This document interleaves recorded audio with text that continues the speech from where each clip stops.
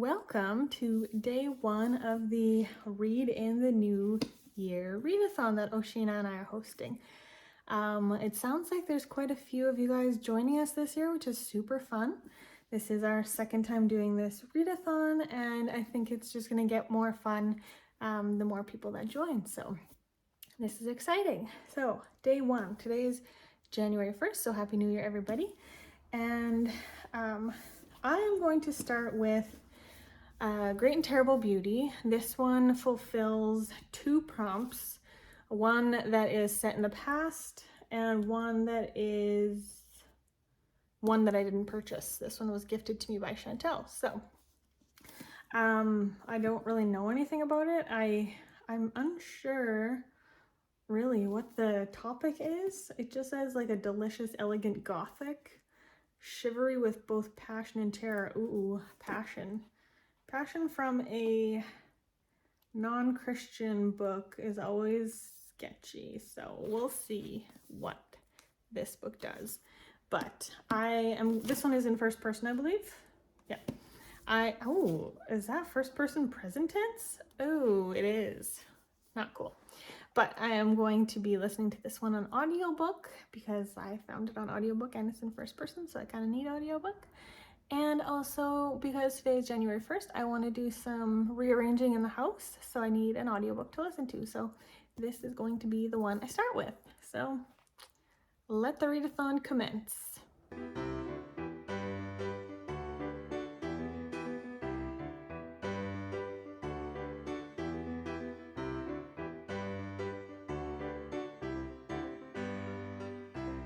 So I've been reading A Great and Terrible Beauty, and I don't know, I'm not feeling it. It's not doing anything for me.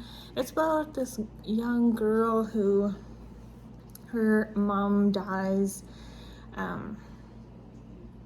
suspiciously, kind of, and then through certain events she ends up in a kind of like a boarding school, but she's older, like she's like an older teenager already, and it feels more like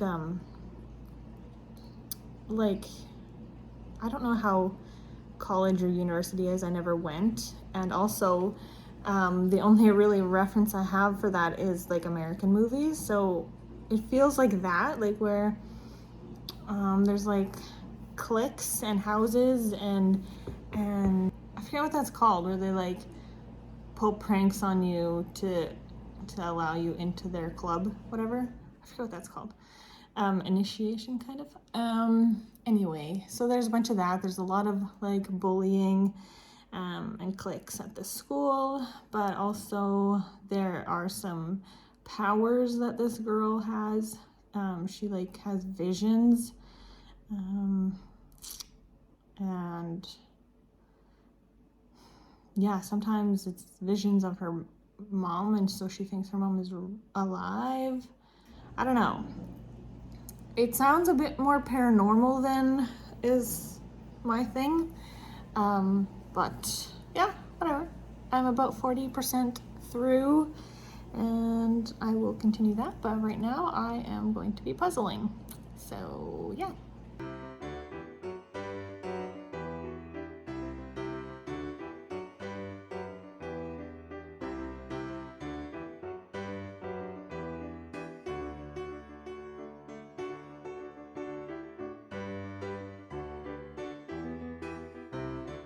So I knew I would be out and about this morning and unable to listen to an audiobook. So, because I was going to be in public, I decided to bring this little thin book, and I've read almost all of it now. I'm at like page 96, and the book has 100 pages, so literally 4 pages left. So I don't fully know how it wraps up. I'll let you know. But this is different than what I was expecting. Not as good as what I was expecting. I was kind of thinking something more, like I knew it would be some kind of allegory or lesson or whatever, but I thought it would be a lot more subtle, where you could like read between the lines, but it's like super obvious, and it's like current day. this couple, they're married, but they have not like marriage struggles, but it's kind of like their marriage is a little bit fizzling out, and they're unhappy in their jobs, and they don't have a ton of money. So anyway, they come across this really old ceramic lamp, and like an actual genie comes out of it and gives them 3 wishes. So it's just about their 3 wishes and how the genie interprets fulfilling, we'll say, the wishes. So I'm looking forward to see how the last 4 pages are. Hopefully it's something more profound, but yeah, otherwise I haven't really gotten too much farther on the Libba Bray one. Yeah, so I'll let you know. Okay, so I read the last 4 pages of this book, and what a letdown. Yeah, I don't really like this book very much. It's okay. I don't really understand the prosperity gospel. I think that's like the idea that if you follow Christ, your life will be prosperous, right? That's what that means. It's not quite that. It's more of the idea of manifestation and manifesting success in your life, and like you have the power to make things happen in your life. That's, I think, the message of this book, which I'm like, not here for that. I'm not here for that. So yeah, I'll probably end up unhauling this one, which is a bummer because I had high hopes for that one actually.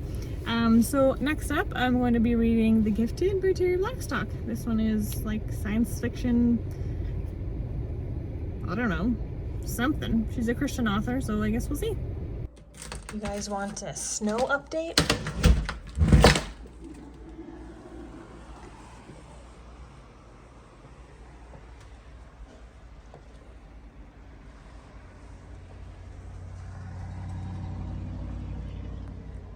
And this is out the back door. Big mounds of snow.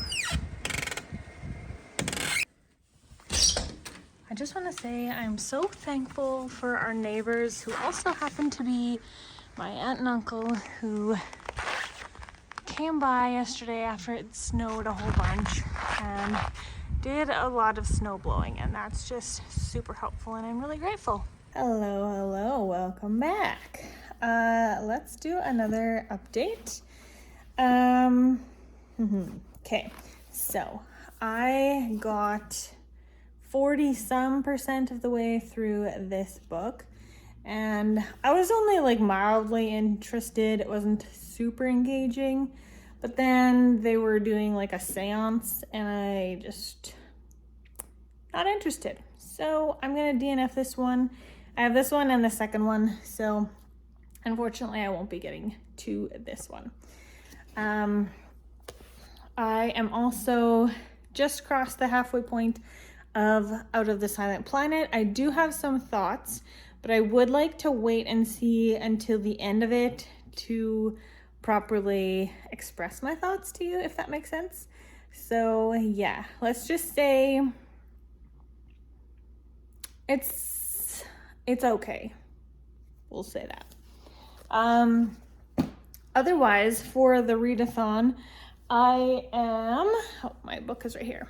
So I had finished this one, and I had just started this one, but I haven't really gotten any farther in this one at all because yesterday my husband and I had lots of appointments, and then after our appointments we saw the new Spider-Man movie, and yeah, didn't have a ton of time to read yesterday, so there's that.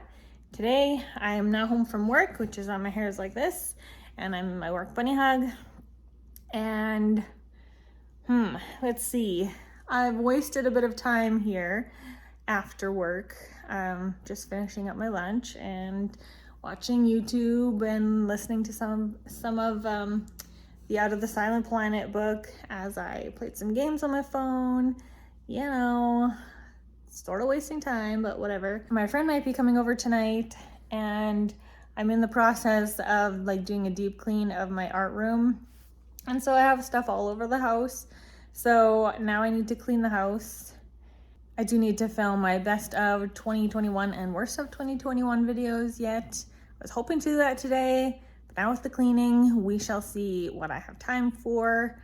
I might have to do the videos tomorrow. Today has some really nice sun, which is nice.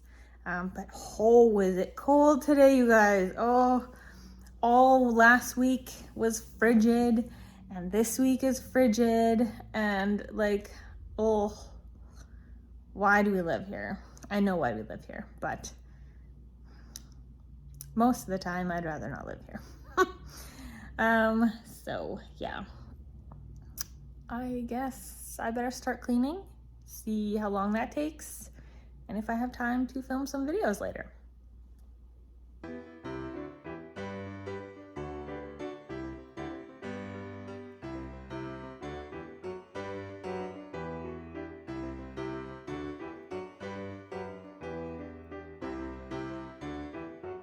Bit of a weird angle, but I am just wrapping up the Read in the New Year readathon that Oshina and I were hosting.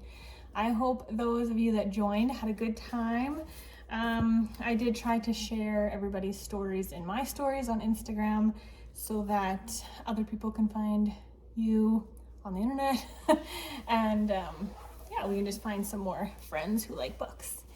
Anyway, I had quite an experience with this, so let's start. This one I talked to you guys about already. This one is what it is. Not my fave. Probably won't keep it, I'm not sure. And then I tried Great and Terrible Beauty by Libba Bray. This one I DNF'd, unfortunately, because, well, it wasn't all that interesting, but then it came to a scene where they were like putting on a seance, and I just don't want to be reading stuff like that. So DNF this one, unfortunately. So then I was like, well, this one fulfilled, one of the prompts that this one filled was set in the past. So then I went ahead and picked up The Miniaturist. And I don't know anything really about this. No, I haven't heard anybody ever talk about it. It is curious to me. I am a little confused because you open it up and right off the bat, like before, like after the author's note, before the story starts, there are 2 Bible verses here. So then I'm like, okay, is this a Christian book? Is this a Christian author? I have no idea. I haven't heard of Jessie Burton before, and it's not published by a Christian publishing company, so I'm not sure. And then, so yeah, I started reading it. It's from 1687, and actually the story had a really good start, and I was like, oh goodness, is this gonna be like a new favorite? Because it had the arranged marriage trope right off the bat. And so I was like, didn't know that. And so I was interested, and I was like, into the story. And I think I got like 20% in, I think. And there's like, so it's an arranged marriage. This woman is like fairly naive, right? And she's just thinking, and obviously we can hear her thoughts, but she's thinking about their wedding night and when that's going to happen, because since they got married, her husband took off and he's been busy doing stuff. So she's wondering like physically how that's going to go. And she like, it's fairly descriptive, like her thought process of what the wedding night will look like. And if they would have like more glossed over that thought process, that'd be fine. But like they use like descriptive terms, and the way that it was said, the way that the sentences were structured was like, this is weird and I don't feel comfortable. So I have no idea. I DNF this one. I don't really know what it was supposed to be, but I am sad about that one. One that I did finish, oh, let me continue on with that. I did read, this is a short story collection by Agatha Christie. I did read one of these. So, I mean, all of Agatha Christie's are set in the past because they're written in the past. It's not really what that means, but I'm just gonna say it counts. And I finished Out of This Island Planet by C.S. Lewis. This one is a space, science fiction, alien story. This guy, he runs into an old college buddy, and then all of a sudden he like blacks out, and then when he comes to, he is in space on a planet. And this planet has different beings. They're not human, and he has to try and figure out a way to survive because now he's on this strange planet and you have to survive.